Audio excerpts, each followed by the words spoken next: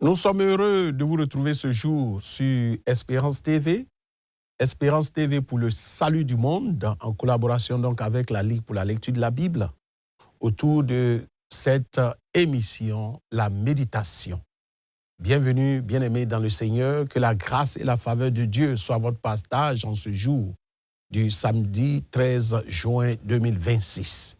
Alors, toujours selon le lecteur de la Bible, nous allons ce jour parcourir le texte de Luc, chapitre 17, les versets 20 à 37. Luc, chapitre 17, les versets 20 à 37.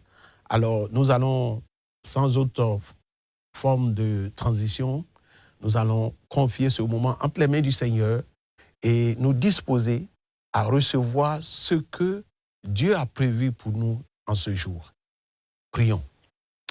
Éternel notre Dieu et notre Père, nous voulons bénir ton nom, nous voulons louer et glorifier ton nom.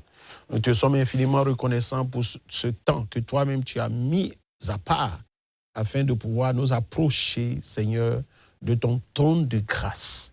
Oui, enseigne-nous, Seigneur, remplis-nous de toi et donne-nous cette orientation et cette direction, car sans toi, nous ne pouvons rien. Nous avons besoin de toi et nous dépendons totalement, entièrement de toi. Merci pour ce temps, merci pour ce moment que tu conduis. Merci parce que tu parles à nos cœurs encore ce jour et tu nous donnes la direction qu'il faut pour la seule gloire de ton nom. C'est au nom de Jésus que nous avons prié. Amen. Amen. Que le nom du Seigneur soit béni et que toute la gloire lui revienne. Alors, notre texte ce jour, c'est Luc donc 17, les versets 20 à 37. Nous allons lire la parole de Dieu. Les pharisiens demandaient à Jésus quand viendrait le royaume de Dieu. Il leur répondit, le royaume de Dieu ne vient pas de manière à frapper les regards. Verset 21. On ne dira point, il est ici ou il est là, car voici le royaume de Dieu est au milieu de vous. Verset 22. Et il dit aux disciples, des jours viendront où vous désirerez voir un des jours du Fils de l'homme, et vous ne le verrez point. On vous dira, il est ici, il est là. N'allez pas, ne courez pas après. Car comme l'éclair resplendit et brille d'une extrémité du ciel à l'autre, ainsi sera le Fils de l'homme en son jour. Mais il faut auparavant qu'il souffre beaucoup et rejeté par cette génération. Ce qui arriva du temps de Noé arrivera de même au jour du Fils de l'homme. Les hommes mangeaient, buvaient, se mariaient et mariaient leurs enfants jusqu'au jour où Noé entra dans l'arche. Le déluge vint et les fit tous périr. Ce qui arrivera du temps de Lot arrivera pareillement. Les hommes mangeaient, buvaient, achetaient, vendaient, plantaient, bâtissaient. Mais le jour où Lot sortit de Sodome, une pluie de feu et de soufre tomba du ciel et les fit tous périr. Il en sera de même le jour où le Fils de l'homme paraîtra. En ce jour-là, que celui qui sera sur le toit et qui aura ses effets dans la maison ne descende pas pour les prendre, et que celui qui sera dans les champs ne retourne pas non plus en arrière. Souvenez-vous de la femme de Lot. Celui qui cherchera à sauver sa vie la perdra, et celui qui la perdra la retrouvera. Je vous le dis, en cette nuit-là, de deux personnes qui seront prises dans un même lit, l'une sera prise et l'autre laissée. De deux femmes qui moudront ensemble, l'une sera prise et l'autre laissée.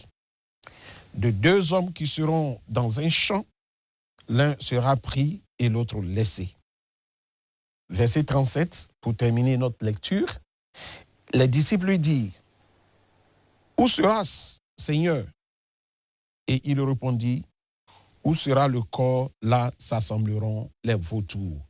Que l'Éternel bénisse sa parole. Alors, bien-aimés dans le Seigneur, ce passage nous plante tout de go sur un thème de contexte. Il est mieux de comprendre ceci. Jésus venait donc d'opérer un miracle, il venait de guérir les 10 lépreux. Et par la suite de la guérison de ces 10 lépreux, une question lui sera posée par les pharisiens. La Bible déclare que les pharisiens donc lui posent cette question. Quand viendra le royaume de Dieu? Bien-aimés, alors si nous voulons, en termes d'observation, d'interprétation et d'application, nous allons poser cette question. Quand viendra le royaume de Dieu? Alléluia. Alors, selon les lecteurs de la Bible, le titre que nous pouvons donner, c'est « Encore dans le brouillard ». Encore dans le brouillard pour simplement traduire l'idée que les choses n'étaient pas encore claires dans l'esprit, non seulement des disciples, mais aussi des pharisiens. Il y avait donc encore une confusion dans leur esprit quant à la seconde venue de Jésus. Alléluia. Alors, nous allons subdiviser ce passage en 3 parties.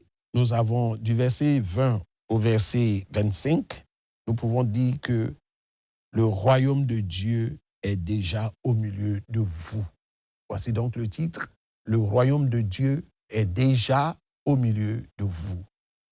Du verset 26 au verset 30, nous allons voir que Jésus compare son retour, sa deuxième venue donc, au jour de Noé et au jour de Lot. Alléluia. Et la dernière partie, qui est le dernier mouvement, nous avons donc du verset 34 au verset 37, nous avons ce qu'il est convenu d'appeler des destins opposés ou la séparation finale. Alléluia. Alors, voici donc les 3 articulations que nous allons avoir tout au long, n'est-ce pas, de ce temps de méditation. Alors, le premier élément que nous allons répondre à 2 questions, la question 2 et la question 8. La question 2 qui est ceci: est-ce que ce passage m'apprend quelque chose sur Dieu le Père, Dieu le Fils et Dieu le Saint-Esprit? Et la question 8, y a-t-il d'autres passages bibliques qui m'aident à comprendre ce que j'ai lu? Alors, quand nous allons parcourir ce passage, nous allons essayer, dans un temps soit peu, d'apporter des éléments de réponse à ces 2 questionnements. Que l'Éternel vous bénisse. Alors, le royaume de Dieu est déjà au milieu de vous.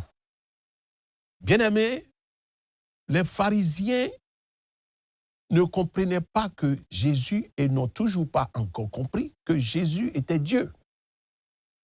Alors pour eux, le Messie dont on parle, le Sauveur dont on parle, le Jésus qu'on attend n'est pas encore venu.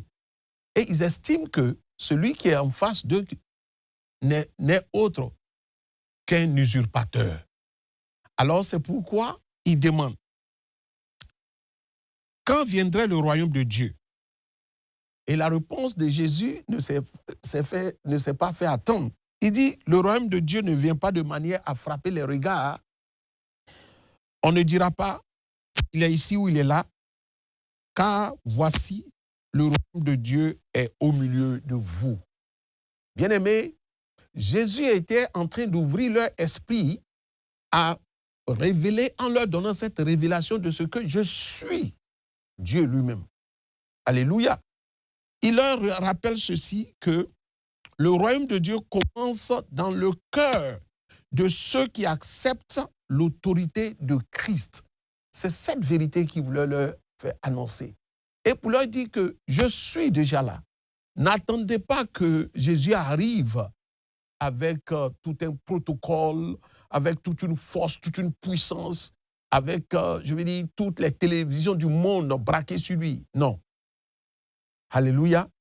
Jésus, il se manifeste par la justice, la paix et la joie dans le Saint-Esprit. Voici ce qu'on appelle le royaume de Dieu, qui est déjà là, que ce n'est pas quelque chose à attendre. La seconde venue de Jésus ne va pas se faire de façon péremptoire, déclamatoire de façon extraordinaire. Parce que Jésus est Dieu. Et le royaume de Dieu est déjà là. Alléluia.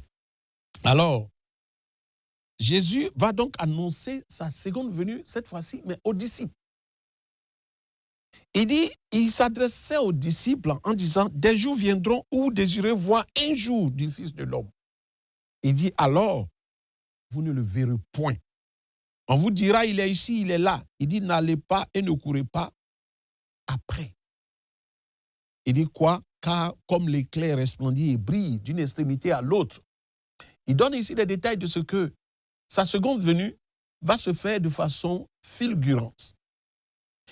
Et ainsi sera le Fils de l'homme à son jour.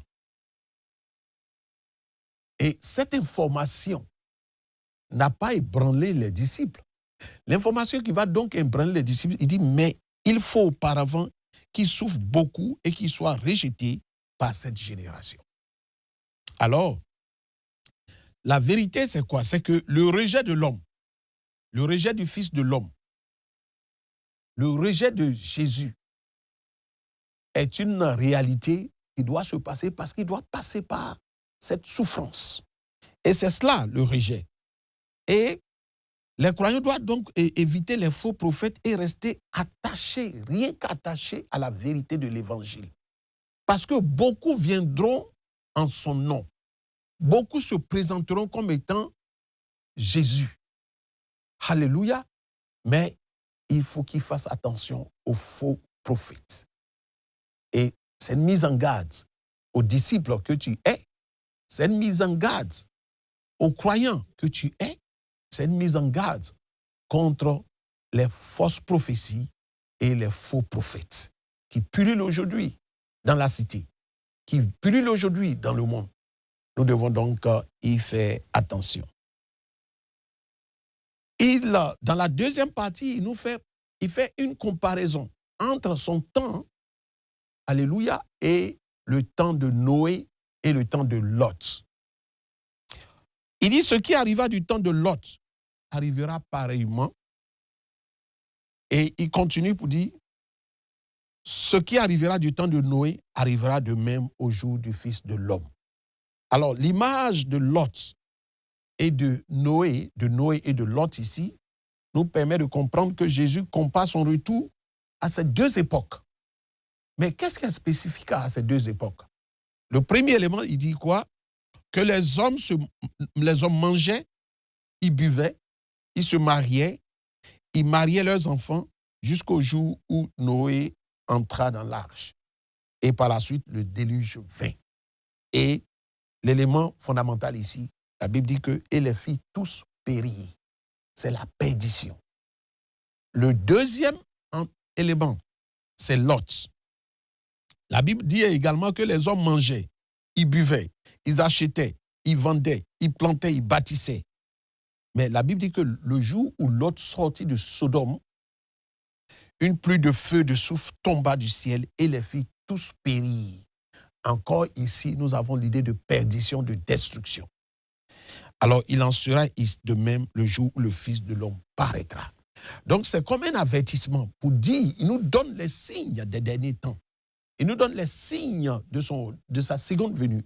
De ce que, lorsqu'il viendra, les hommes seront tellement préoccupés par les besoins de ce monde, par leur volonté manifeste de bâtir, de vendre, d'acheter, de se marier et de marier leurs enfants, qui seront tellement concentrés par toutes ces préoccupations de ce monde, qu'ils auront mis Jésus ou ils auront mis Dieu complètement de côté. Et c'est à cela qui nous interpelle en ce jour. Alors, il est important de comprendre que beaucoup d'hommes seront absorbés par les affaires de la vie. Beaucoup seront absorbés par les affaires de ce monde. Beaucoup seront absorbés par tout ce qui est richesse matérielle, tout ce qui est poursuite du vent. Alors, et ils vont même encore s'adonner au péché. Lorsque Jésus viendra, bien-aimé dans le Seigneur, dans quelles conditions vas-tu te trouver? Dans une communion avec lui? Ou bien alors dans une séparation d'avec lui. Voici ce que ce passage met en exergue ici. Comme exemple à copier, à émuler. Maintenir la communion avec Dieu. Maintenir l'intimité avec Dieu. Fuir le péché pour ne pas manquer le but. Voici ce à quoi ce passage nous convoque, nous invite ce matin. Alléluia. C'est pourquoi nous devons comprendre la dernière partie où il nous parle, n'est-ce pas, de la séparation finale qui est que celui qui cherchera à sauver la vie la perdra et celui qui la perdra la retrouvera. Ici, il est important de comprendre qu'il est bon de marcher dans la sanctification. La sanctification, elle doit être une sanctification au quotidien. La sanctification n'est pas quelque chose d'acquis. Ce n'est pas acquis. C'est un travail à faire au jour le jour. Un travail quotidien. Un travail que nous devons exercer sur nous-mêmes. Seuls nous ne pouvons pas. Nous avons besoin de l'aide du Saint-Esprit. C'est pourquoi, bien-aimés dans le Seigneur, il dit, je vous l'ai dit en cette nuit, de deux personnes qui seront dans un même lit, l'une sera prise et l'autre laissée. Alors, l'une qui sera prise, c'est celle qui a maintenu sa communion avec Dieu, qui marche dans la sanctification, qui a placé sa foi en Dieu et qui marche dans la consécration. L'autre qui sera laissé, c'est celui qui a fait des plaisirs de ce monde une priorité dans sa vie. Ce que nous devons donc éviter. Celui qui vit dans le péché, celui qui s'est éloigné de la face de Dieu, celui qui n'a plus mis Dieu à la première place, parce que Jésus doit occuper l'ordre de préséance dans notre vie. Nous devons, c'est un effort, c'est une responsabilité, c'est un engagement sur Jésus. Être un disciple de Jésus, c'est être discipliné et marcher à sa suite, dans la discipline. Bien-aimés, seuls nous ne pouvons pas. Nous avons besoin de l'aide du Saint-Esprit, afin que nous soyons de ceux que Jésus va prendre, et non de ceux qui vont rester. Alléluia. Il dit de deux hommes qui seront dans un champ, l'un sera pris et l'autre laissé. Alors les disciples lui disent, où sera ce Seigneur? Et il répondit, où sera le corps, là s'assembleront les vautours. Bien-aimés, il est important de comprendre ici que le salut est une affaire personnelle. Le salut n'est pas collectif. Le salut, il est individuel. Oui, le salut est individuel. Alors, de la même manière que nous venons au monde de façon individuelle, de la même manière, nous quittons ce monde de façon individuelle. Alors, le salut est donc une affaire personnelle, une affaire de foi, une affaire d'obéissance. Et envers quoi? Envers le Dieu que nous servons. Alléluia. Comme les vautours trouvent naturellement un corps mort, ainsi le jugement divin atteindra ceux qui persistent dans le péché. Oui, le jugement divin va atteindre ceux qui sont dans l'iniquité, ceux qui pratiquent le péché, ceux qui refusent de se détourner de leur mauvaise voie, ceux qui s'engagent dans le mal, ceux qui refusent et qui s'obstinent à maintenir leur vie pécheresse. Ils auront donc manqué le but et ils seront sous le coup du jugement divin. C'est la parole de Dieu qui le déclare. Et il faut donc que nous prenions soin de cela. Alors, en termes d'application, il faut comprendre que nous devons retenir ceci, que le royaume de Dieu est déjà présent dans la personne de Jésus-Christ de Nazareth. Alléluia. Le royaume de Dieu est déjà là. Oui, le royaume de Dieu est déjà là. Il est déjà présent. Le Saint-Esprit en nous, le Saint-Esprit pour nous. Alléluia. Le royaume de Dieu est déjà là. Et le retour de Christ sera fait de façon soudaine, de façon visible, de façon glorieuse. Oui, bien-aimés dans la foi, ce retour-là va se faire de façon glorieuse. Oui, tout œil le verra. Alléluia. Oui, c'est pourquoi nous devons préparer, n'est-ce pas, ce retour. Nous devons préparer ce retour en travaillant sur nous-mêmes, en veillant à notre manière de marcher. Oui, en gardant la foi, en faisant totalement, entièrement confiance à notre Dieu. Parce qu'à lui, rien n'est impossible. Il y a aussi que nous devons rester vigilants. Oui, prier sans cesse, comme le rappelle 1 Thessaloniciens 5, verset 17. Nous devons prier sans cesse, veiller et prier. La vigilance doit être de mise dans notre marche avec le Seigneur. Parce que les temps sont délicats, les temps sont difficiles, les défis sont nombreux. La séduction de ce monde, les offres de ce monde nous exposent à nous éloigner de Dieu. Mais c'est pourquoi nous devons tenir ferme, rester focus et être concentrés sur notre intimité avec l'Éternel. Alléluia. Oui, nous devons aussi retenir que les activités que nous menons au quotidien, ce qui n'est pas mauvais, ne doivent pas prendre le pas sur notre relation avec le Saint-Esprit, avec Jésus, avec notre Créateur. Oui. À l'image du temps de Noé, à l'image du temps de Lot, nous devons rester vigilants. La vigilance est de mise dans notre démarche. Nous devons nous attacher. L'attachement au monde peut nous empêcher d'entrer pleinement dans le royaume de Dieu, comme nous l'avons dit un peu plus en haut. Et le jugement de Dieu est certain pour tous ceux qui rejettent son appel. Oui, le jugement de Dieu est certain pour tous ceux qui rejettent son appel. Bien-aimés dans le Seigneur, ce jour, je veux que tu prennes à cœur de faire un rétrospectif, de jeter un regard rétrospectif sur le passé, sur là où tu as chuté, là où tu as péché, là où tu es tombé, afin que tu te repentes.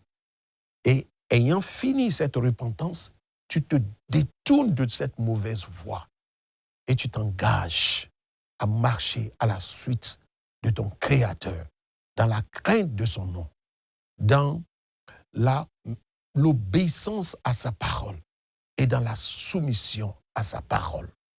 Parce que sa parole est la vie, sa parole est la vérité. Bien-aimé, parce que le jugement divin, il est inévitable. Le jugement divin est inévitable. Comme il le dit ici, où sera le corps? Là s'assembleront les vautours. Oui, où sera le corps, doit s'assembler les vautours. Que le Seigneur nous aide et qu'il nous soutienne dans notre marche pour la seule gloire de son nom.